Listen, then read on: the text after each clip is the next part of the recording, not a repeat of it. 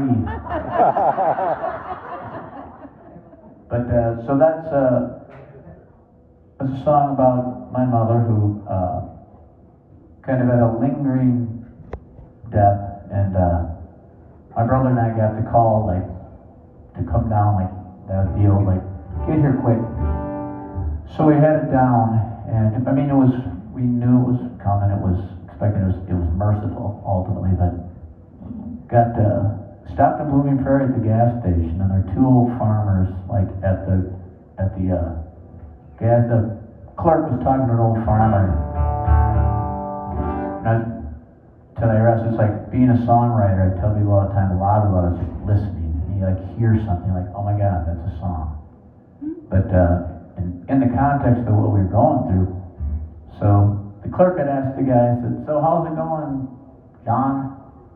Well, my boat's slowly sinking. And I was like, wow, that's like perfect. It's like that's what we are, you know.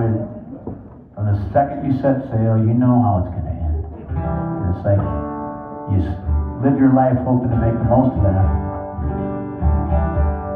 My grandfather on my mom's side was a dick, and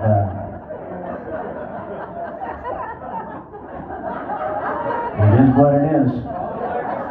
But yeah, well, and you know they always say like, you know, like I said, you know it's coming. And it's like there's the old trope like, live your life as if you're sitting in the church or whatever, listening to your own eulogy, and try to like live your life to match what you want said at your eulogy. My grandpa was a prime example of why that's the truth. I think the first words, so he'd never been to church, and the minister had to interview family members, like to kind of learn a little bit about some. And the first thing she said was, well, I couldn't find anyone that had a lot of good to say about us, brag. That was the first word. But in the end, I was like, you know what? That's how it needed to be. It's like, there's nothing worse than, I mean, if you sugarcoated it, everyone's like, bullshit.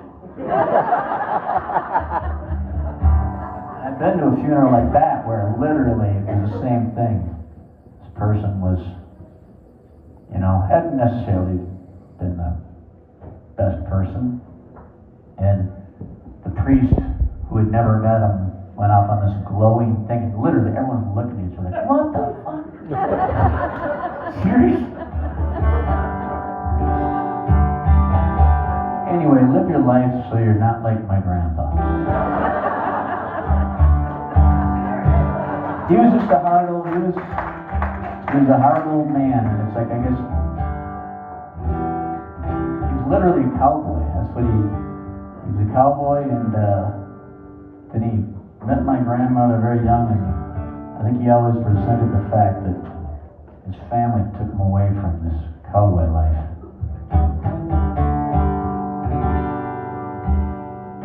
He had a shoebox filled with rattlesnake tails that he snapped with his lasso from his horse.